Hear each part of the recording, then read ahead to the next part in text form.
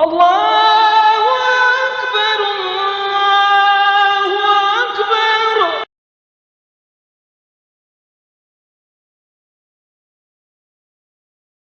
Nabi SAW ada menyatakan antara sifat-sifat ahli syurga itu ialah mereka berlemah lembut, mereka sikap berlemah lembut, sikap pemaaf, sikap penyayang.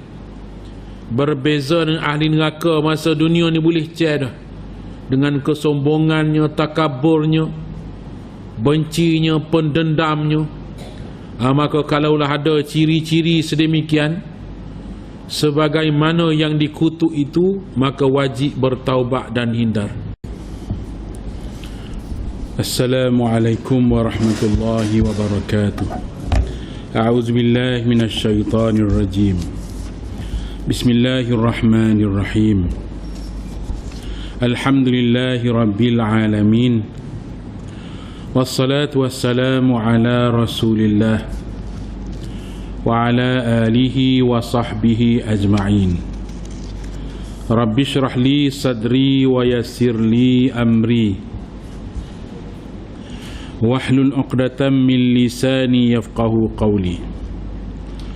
Subhanaka la ilma lana illa ma 'allamtana innaka antal alimul hakim. Wala hawla wala quwwata illa billahil aliyyil azim. Muslimin muslimat ini rahmati Allah. Alhamdulillah, kita bersyukur pada Allah Subhanahu wa taala, limpahan rahmat kurniaan Allah mengizinkan kita datang ke masjid. Dan jangan lupa kita beriktikaf dalam masjid. Nawaitul i'tikaf fi hadzal masjid lillahi ta'ala. Baik tuan-tuan muslimin muslimat ini rahmati Allah, kita lihat beberapa hadis Nabi sallallahu alaihi wasallam. Antaranya an Abi Hurairah radhiyallahu anhu qala qala Rasulullah sallallahu alaihi wasallam la tahasadu wa la tanajashu ولا تباغضوا ولا تدابروا ولا يبيع بعضكم على بيع بعض وكونوا عباد الله إخوانا المسلم أخو المسلم لا يظلمه ولا يخذله ولا يحقره التقوى ها هنا. ويشير إلى صدره ثلاث مرار بحسب امرئ من الشر أن يحقر أخاه المسلم. كل المسلم على المسلم حرام دمه وماله وعرضه.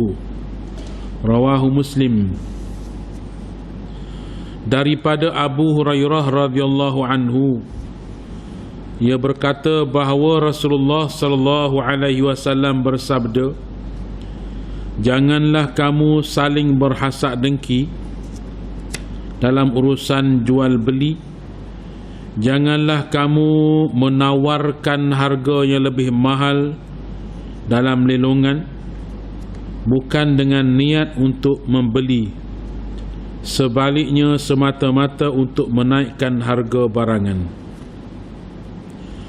Janganlah kamu saling benci-membenci. Janganlah kamu saling tidak bertegur sapa. Janganlah kamu mengambil ataupun membeli barang yang telah dibeli oleh saudaramu. Dan jadilah kamu hamba-hamba Allah yang bersaudara. Seseorang Islam ialah saudara kepada seorang Islam yang lain. Dia tidak menzalimi saudaranya jika ada orang lain yang menzalimi saudaranya itu. Dia tidak membiarkannya tanpa dibantu. Dan dia tidak menganggapnya hina. Baginda sallallahu alaihi wasallam menunjukkan ke arah dadanya sambil bersabda sebanyak 3 kali, takwa itu di sini. Cukuplah seseorang itu menjadi buruk dengan dia menganggap hina terhadap saudara Islamnya. Darah, harta dan maruah seseorang Islam adalah haram ke atas orang Islam yang lain. Tuan-tuan muslimin muslimat yang dirahmati Allah, dalam hadis yang agak panjang ini, Nabi SAW memberi garis panduan untuk kita menjaga saudara kita sesama Islam. Kita hidup sekampung, sanak saudara, waris-waris, kenal-kenalan ini mesti eratkan persaudaraan untuk menyatukan hati kita. Selain daripada apa yang telah kita baca pada pengajian yang lalu, iaitu kita bersalam-salaman, kita memberi salam kerana Allah Ta'ala menyatakan bahawa dengan kita bersalam-salaman ataupun kita memberi salam itu adalah mengeratkan, Allah Ta'ala akan berikan keberkatan dan rahmatnya. Sebagaimana Nabi SAW menyatakan, sukakah kamu aku beritahukan kepada kamu satu perkara yang apabila kamu amalkan, Allah Ta'ala akan satukan hati kamu. Allah Ta'ala akan eratkan persaudaraan kamu dengan kasih sayang, hormat menghormati. Afsyus salam bainakum, sebarkan salam di kalangan kamu. Maka dengan sebarkan salam, sama ada kita bersalam-salaman berjabat tangan ataupun kita mengucapkan salam kepada saudara kita, Allah Ta'ala akan melimpahkan keberkatannya. Begitu juga tuan-tuan dinyatakan dalam hadis bahawa dalam syurga nanti saling memberi salam. Penghuni-penghuni syurga betapa gembiranya mereka, maka mereka memberi salam, illa qilan salaman salama, yang mana ahli syurga sentiasa memberi salam antara satu sama lain sebagai tanda kegembiraan, kebahagiaan, dan tidak ada iri hati sesama mereka. Maka begitulah tuan-tuan, kita yang nak masuk syurga ini, lazim-lazimlah diri kita ini dengan sentiasa memberi salam dan hormat menghormati pada saudara kita. Kerana Nabi SAW ada menyatakan antara sifat-sifat ahli syurga itu ialah mereka berlemah lembut, mereka sikap berlemah lembut, sikap pemaaf, sikap penyayang. Berbeza dengan ahli neraka masa dunia ni boleh cer dah, dengan kesombongannya, takaburnya, bencinya, pendendamnya. Maka kalaulah ada ciri-ciri sedemikian sebagaimana yang dikutuk itu, maka wajib bertaubat dan hindar. Sebab nak masuk syurga ini mestilah kita bersifat dengan sifat-sifat yang mulia. Maka Nabi berpesan dengan banyak pesanan supaya umat Islam ini menjadi insan yang mulia di sisi Allah. Antaranya dalam hadis yang kita baca tadi, antaranya ialah la tahasadu, jangan kamu berhasad dengki. Kerana hasad dengki ini boleh menimbulkan kekeruhan dalam masyarakat. Di samping seorang yang berhasad dengki itu jiwanya tak tenang. Misal kita dengki dengan orang, mestilah kita ni berasa nak marah. Tak ada orang bila dengki, maka dia boleh senyum, dia boleh beri salam dah. Bila seorang tu ada sifat dengki, mesti dia tak senyum ke orang. Dan dia duk rancang siang dan malam agar musuhnya itu, orang yang dia dengkinya itu, ditimpa musibah, supaya keluarganya porak-poranda, supaya perniagaannya merudum ataupun rugi, supaya anak-anaknya bermasalah dan segala-galanya lah bila dengki. Maka Nabi SAW menyenaraikan, nombor satu, mula-mula sekali, la tahasadu, jangan kamu saling berhasad dengki. Hasada ni hasad dengki. Tahasadu, kamu saling hasad dengki. Hak ni dengki kepada hak ni pun dengki ke hak ni. Saling dengki mendengki, maka punahlah masyarakat.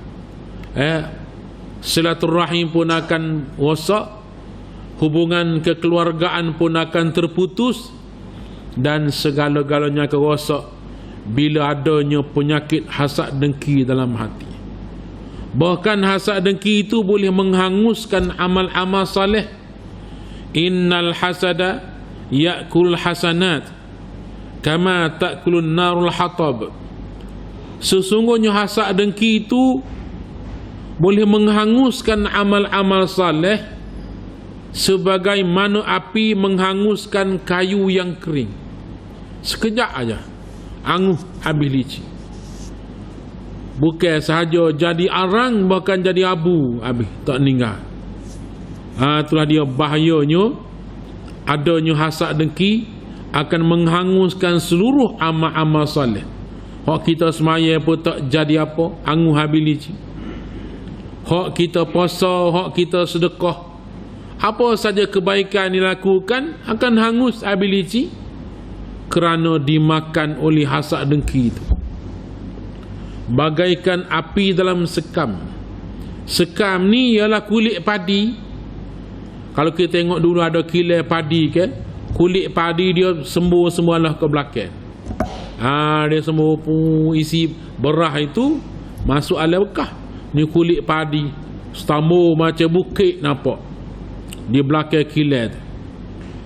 Tapi bila dicucuh api, nampak dari luar ni tak ada dah berasak sikit je, sejopok tu je hanguh.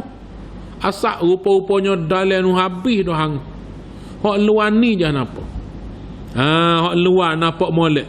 Rupanya dalam ni bila kaih-kaih, ya Allah, dah jadi abu belakang. Itu peribahasa orang Melayu kita sebut bagaikan api dalam sekam.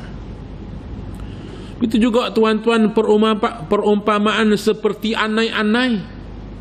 Nampak tiai rumah kita molek lagi, tapi bila ketuk kok gelonggong.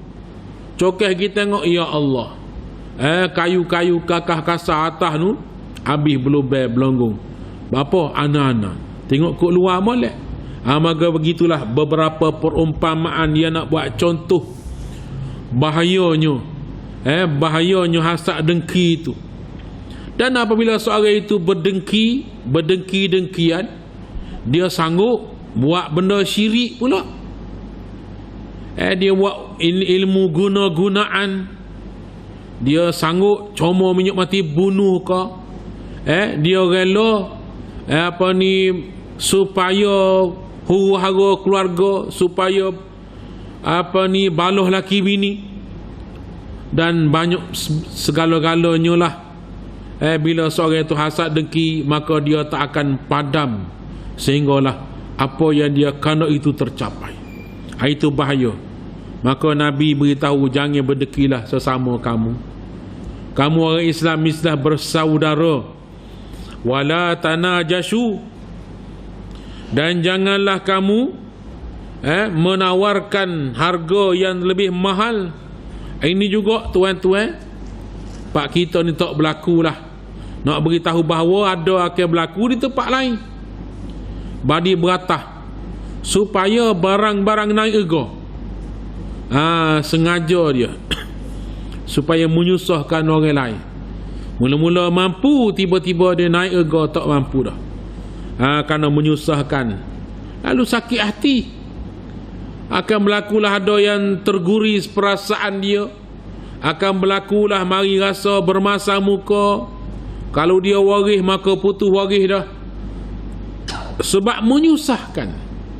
Sepatutnya mempermudahkan, bantu mempermudahkan urusan, tidak. Saling menyusahkan urusan orang lain. wala tabaghadu wala tadabaru. Ini banyak beberapa larangan yang Nabi sallallahu alaihi wasallam larang. Wala, dan janganlah kamu saling benci membenci. Samalah juga bila hasad dengki, mestilah mari perasaan benci. Benci tak boleh tengok muka, tengok rumah pun berasa nak marah. Benci, bila mari benci antara satu sama lain, dah tentulah kadang-kadang bila dia benci pada seorang tu ada masjid, dia tak pergi masjid. Apa benci ke dia tu? Sampai ke peringkat itu. Kalau seorang itu ada dalam majlis ilmu, tiba-tiba dia benci kepada kawan itu, dia rela tak pergi majlis ilmu sebab tak si jumpa. Benci sangat-sangat. Inilah bahayanya. Menyebabkan kalau dalam saf pun kadang-kadang dia tak si masuk saf tu sebab ada kawan tu situ. Wal-'iyaz billah min zalik. Minta perlindunganlah daripada sikap sedemikian, kerana sikap begitu boleh merosakkan umat Islam, merosakkan peribadi seseorang itu kerana kebencian, dendam, hasad dengki dan sebagainya ini. Maka Nabi larang ni, kerana Nabi sayang kepada umat. Nabi terlalu sayang kepada umat baginda, maka Nabi royak belaka-laka benda hak bahaya, boleh merosakkan akhlak, merosakkan iman. Semua Nabi dah beritahu semuanya. Termasuklah hadis yang sangat penting yang kita pelajari pada malam ini, sehingga kan wala yabi' ba'dukum ala bai'i ba'din. Jangan lagi kamu membeli ataupun sesuatu yang telah dibayar oleh orang. Orang bayar dah tiba-tiba bayar saya, jual saya lah, saya bayar mahal sikit. Tiba-tiba kawan nak ambil barang dia, tak ada dah barang dia maunya beli dia. Sebab dia nak gau mahal, saya pergi jual ke dia. Menyebabkan marah, bermasa muka. Itulah punca-punca yang boleh merosakkan persaudaraan dalam masyarakat. Dan Nabi SAW menegaskan, wa kunu ibadallahi ikhwana. Jadilah kamu sebagai hamba Allah yang bersaudara. Al-mu'minu al-muslimu akhul muslim. Orang muslim itu adalah saudara kepada muslim yang lain. Dan nanti di antara persoalan dalam kubur ialah wa ma ikhwanuka. Dan siapa saudara kamu? Antara soal dalam kubur, antara soalan malaikat munkar nakir dalam kubur ialah wa ma ikhwanuka. Siapa saudara kamu? Bermakna di sini bukan kita ngapa nak jawab, amalan kita. Kalau kita memang bersaudara dengan orang beriman, insya-Allah kita boleh jawab. Kalau kita bersaudara, kita berkawan, kita berbaik-baik, tidak bermusuh-musuhan sesama Muslim, insya-Allah kita boleh jawab soalan. Tetapi kalau ada bermasa muka, tak bertegur siapa, sehingga kan Nabi kata, la yahillu muslim, la yahillu li muslim an yahjur akhahu fawqa salasati ayyamin. Ataupun dalam riwayat yang lain, fawqa salasalayalin, 3 hari ataupun 3 malam. Tidak halal bagi seorang muslim bermasam muka dengan saudaranya lebih daripada 3 hari ataupun 3 malam.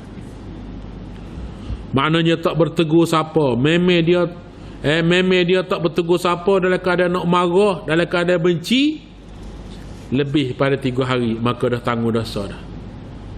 Meme kenapa sampai 3 hari? Islam bagi peluang. Boleh jadi kita nak marah sangat, hari pertama nak marah lagi, tidur malam bangun pagi nak marah lagi, hari yang kedua dah pergi semaya, dah berdoa, dah munajat dan berapa, hari yang ketiga rasa nak marah lagi, tapi kita kena buat putus dah. kena berdamai dah. Sebab kalau hari ketiga masih tak berdamai, la yahillu, tidak halal. Tidak halal ni haram dah. Maknanya kau nak marah siapa-siapa berasa tak senang hati, setakat 3 hari je Nabi kata. Lebih pada 3 hari, maka kedua-dua pihak akan tanggung dosa.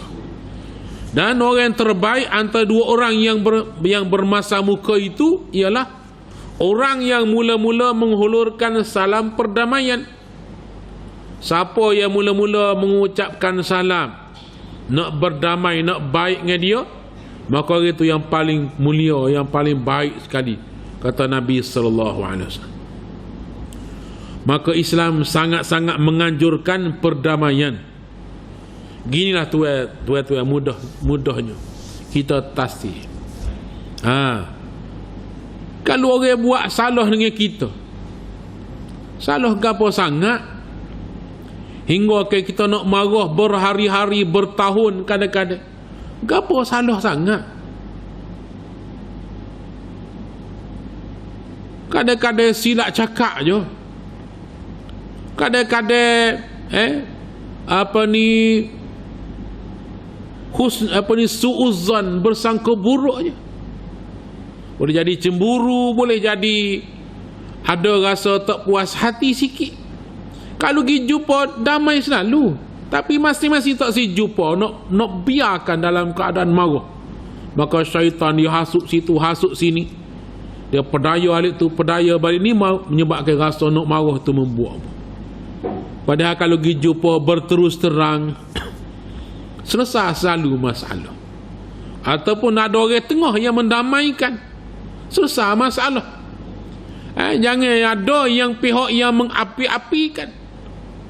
Ni pergi cocoh balik tu, ni cocoh balik ni, bubuh karok balik tu, bubuh karok balik ni, misal mengapi-apikan, rasa marah sungguh. Sebab orang tidak nak mendamaikan, tapi nak tengok mereka bermusuh. Begitu juga tuan-tuan yang main peranan nak melaga-lagakan umat Islam ni, sebenarnya orang kafir, orang Yahudi nombor 1 yang bermusuh dengan Islam ni. Bahkan mereka menggunakan orang Islam juga untuk membenci sama Islam. Orang Yahudi, orang Nasrani, orang munafik juga main peranan untuk merosakkan umat Islam. Bagaimana Allah Subhanahu wa taala nyatakan, la tajidanna asyaddan nasi adawah lilladzina amanu al-yahud walladzina asyraku. Demi sesungguhnya engkau akan dapati, wahai Muhammad, golongan yang paling kuat menyatakan permusuhan kepada umat Islam ialah golongan Yahudi. Tu hak nombor 1, paling kuat permusuhan dia. Dan golongan al-musyrikin, golongan kafir musyrikin, termasuklah orang-orang yang munafik, yang mereka itu talam 2 muka ataupun musang berbulu ayam, yang mana mereka itu main peranan untuk menipu diri sendiri. Dia menyangka menipu Allah dan Rasul. Sebenarnya orang munafik itu menipu diri sendiri. Maka orang kafir dia sanggup habis harta untuk lihat umat Islam bermusuh-musuh. Orang kafir sanggup habiskan masa dan harta untuk melihat orang Islam ni pecah. Tengoklah apa yang berlaku sekarang ini di tanah Arab. Masing-masing dah. Betul dah kata Nabi SAW, yang mana di akhir zaman umat Islam akan berpecah-pecah.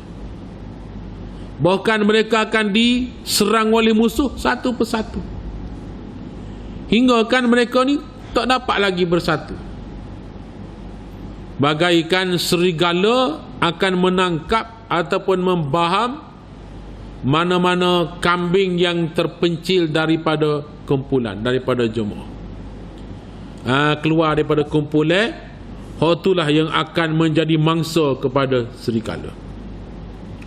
Maka begitu jugalah manusia ni, apabila mereka terasing daripada jemaah Islam, mereka tidak bersatu hati, maka mereka akan dipedaya oleh musuh-musuh Islam, Yahudi dan Nasrani itu satu demi satu.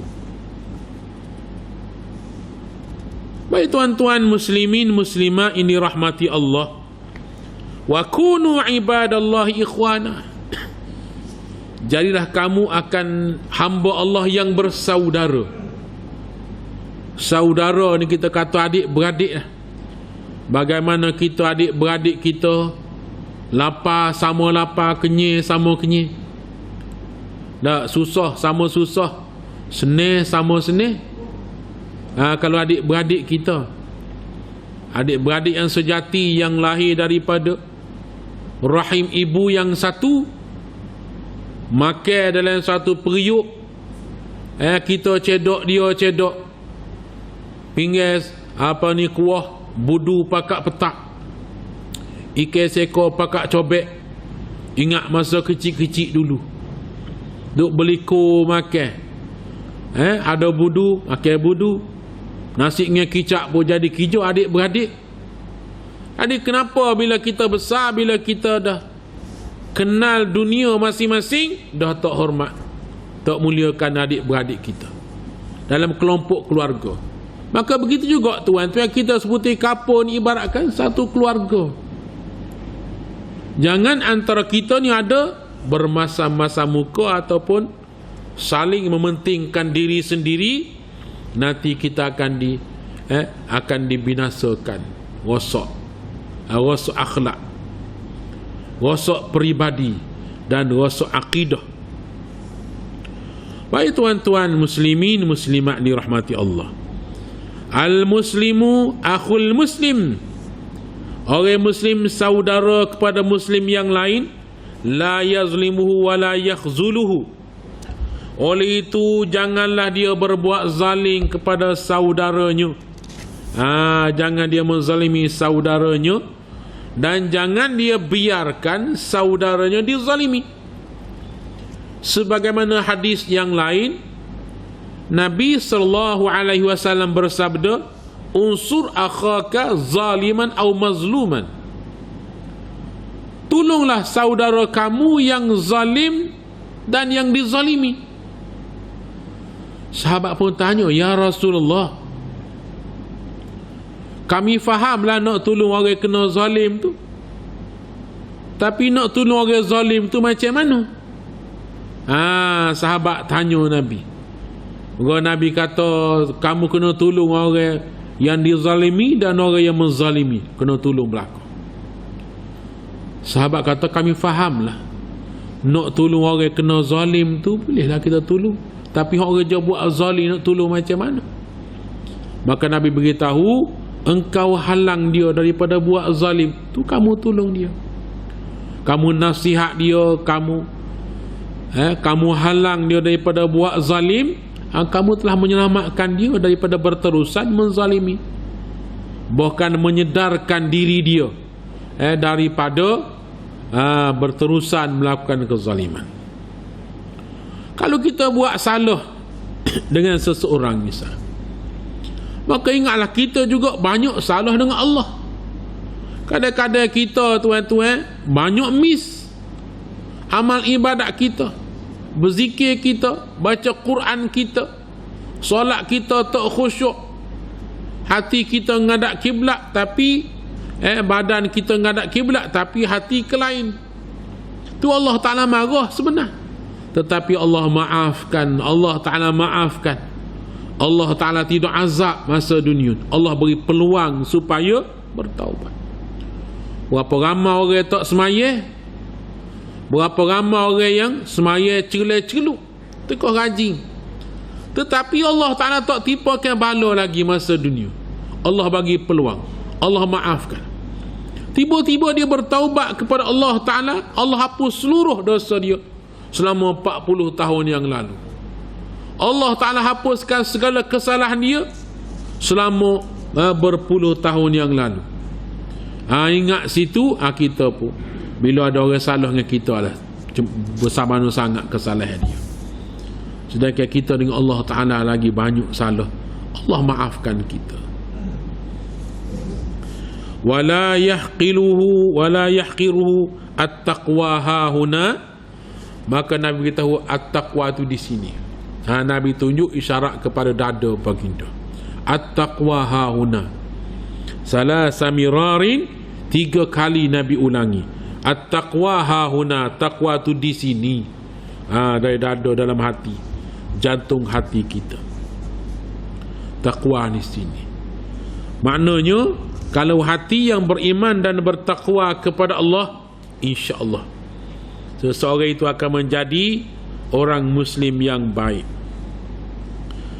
Wa yushiru ila sadrihi salasa mirarin bihasbi imri'in minasyarri an yahqira akhahu al-muslim. Dan Nabi sallallahu alaihi wasallam menyatakan, cukuplah seseorang itu menjadi buruk dengan dia menganggap hina terhadap saudara Islam. Pada dah Nabi kata, seorang tu nak jadi buruk akhlak dia dengan dia duk anggap orang lain hina. Sebenarnya akhlak tak comel dah. Perangai kita tak comel dah bila kita menganggap buruk pada seseorang. Subhanallah. Muslimin muslimat dirahmati Allah. Itulah kadang-kadang bila kita tengok seorang ni, tengok seseorang itu pada zahirnya nampak pakaian dia, rambut dia panjang misalnya, pakaian dia pula buruk, maka jangan berasa dalam hati kita ni hina. Jangan berasa gitu pun. Kalau mari tritah, kita kena istighfar, kita minta ampun Allah. Subhanallah, kita minta ampun dengan Allah Subhanahu wa ta'ala.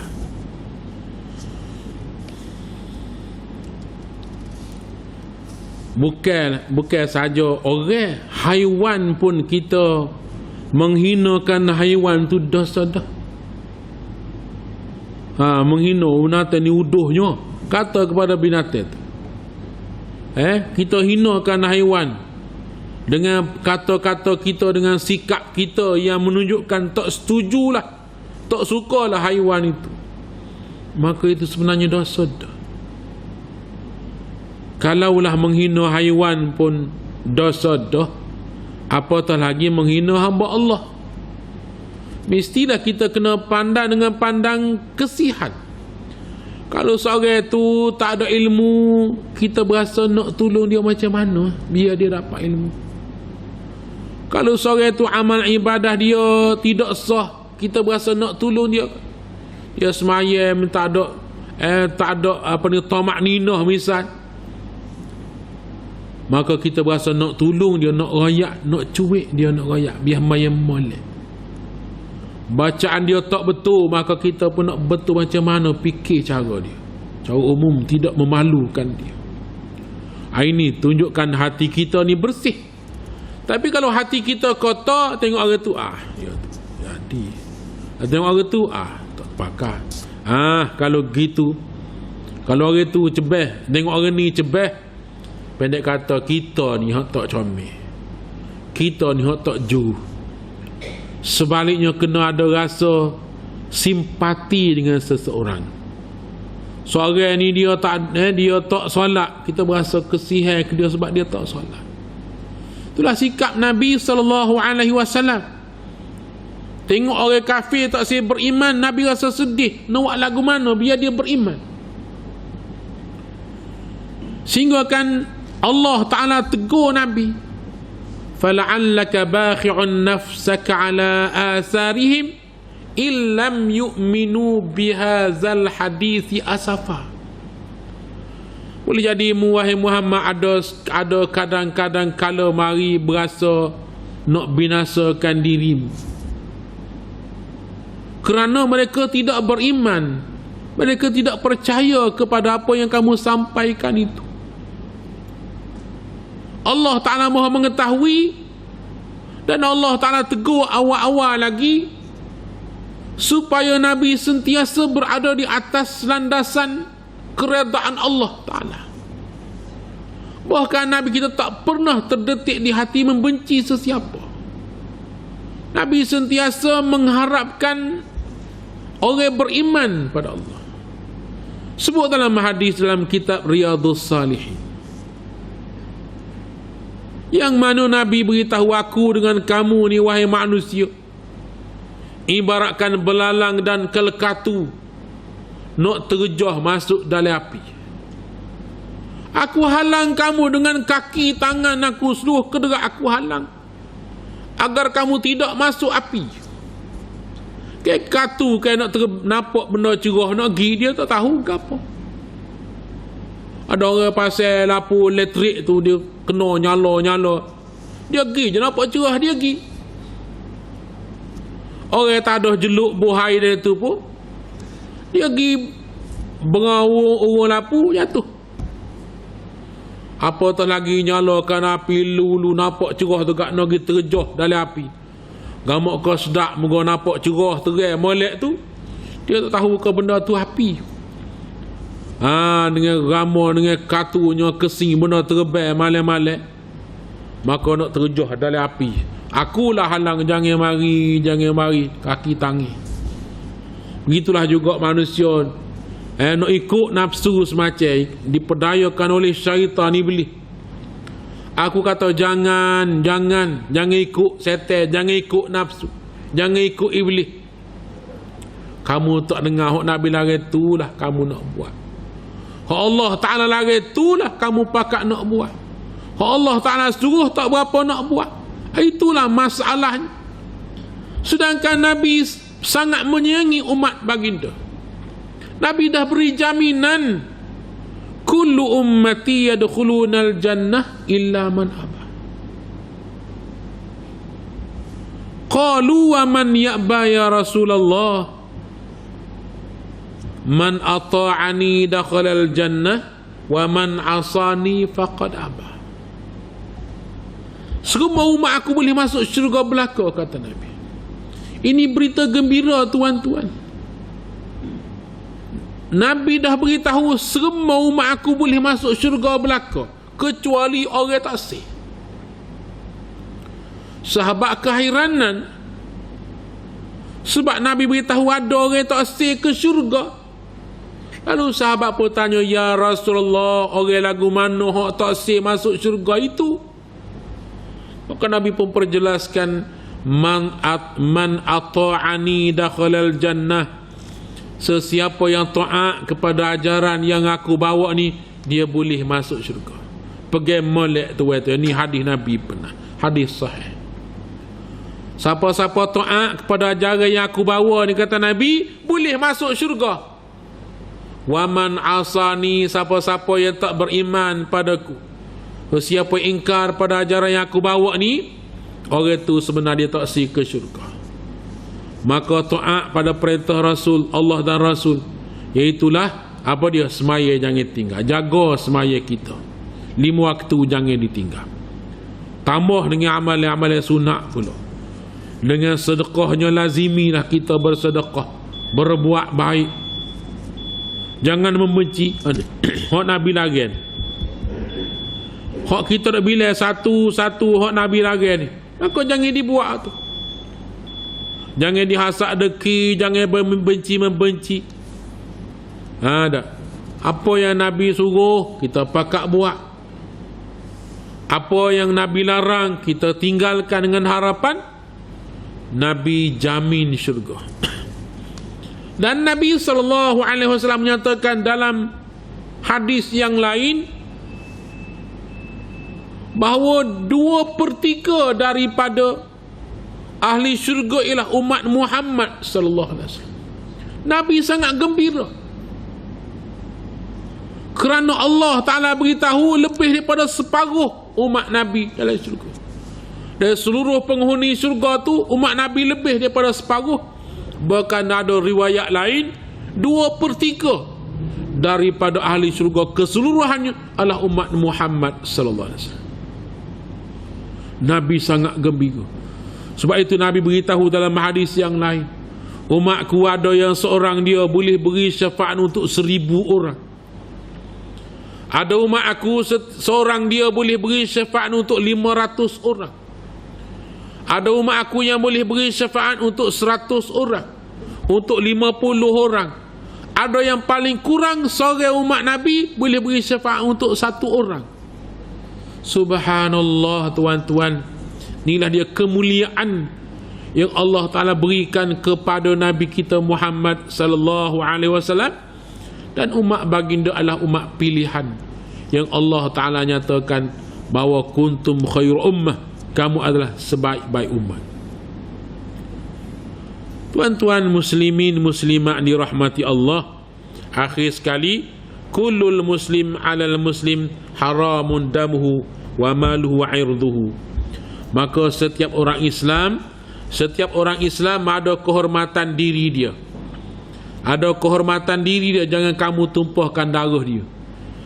Jangan kamu katok bertikai dia, jangan. Kehormatan, jangan lukakan seseorang. Usah kata lukakan fizikal, lukakan hati pun tak boleh. Jagakan dengan kata-kata kita, lidah kita lebih berbisa daripada pedang. Pedang ni, pisau ni, luka hari ni, pergi comot, pergi jahit di klinik, comot obat, insyaAllah 2-3 hari siap, seminggu siap. Tapi luka di hati ni keselamu, maka jaga lidah kita. Nabi dah beritahu dalam hadis yang lain, iaitu kalau kamu jamin boleh jaga 2 perkara ni, kalau kamu boleh beri jaminan kepadaku, kamu jaga 2 perkara ni, aku jamin syurga untuk kamu. Kalau Nabi beritahu, jaga ni. Baina lihyai ni, menjaga sesuatu yang antara 2 misai. Ni misai atas, bawah. Dan satu riwayat lagi, Nabi keluarkan lidah, Nabi pegang lidah ni, jaga ni. Nabi keluarkan, Nabi kata jaga. Kalau kamu jaga ni, kamu jamin boleh jaga lidah kamu, cakap kamu dengan baik. Dan satu lagi, kamu jaga antara 2 paha. Jaga kemaluan kamu, jaga kehormatan diri. Maka kata Nabi, aku jamin kamu dengan syurga. Subhanallah. Baik tuan-tuan, mudah-mudahan dengan kita pelajari hadis ini, telah sampailah pesanan Rasulullah kepada kita. Telah sampailah pesanan Rasulullah sallallahu alaihi wasallam.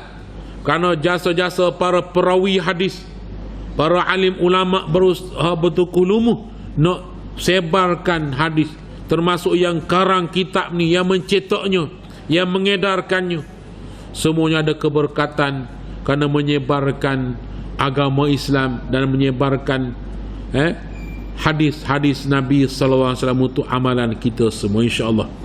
Mudah-mudahan tuan-tuan Allah Taala merahmati kita, mengampunkan dosa-dosa kita dan masukkan kita ke dalam syurga, insya-Allah. Wallahu a'lam. Wassalamualaikum warahmatullahi wabarakatuh. Bismillahirrahmanirrahim. Alhamdulillahirabbil alamin. Wassalatu wassalamu ala Rasulillah wa ala alihi wa sahbihi ajma'in. Allahumma inna nas'aluka ilman nafi'a wa amalan mutaqabbala wa qalban khashi'a wa wajhan munira wa tawfiqan hasana wa taubatan nasuha. Rabbana atina fid dunya hasanah wa fil akhirati hasanah wa qina azaban nar. Wa sallallahu ala Muhammadin wa ala alihi wa sahbihi wa sallam. Walhamdulillahi rabbil alamin. Taqabbalallahu minkum.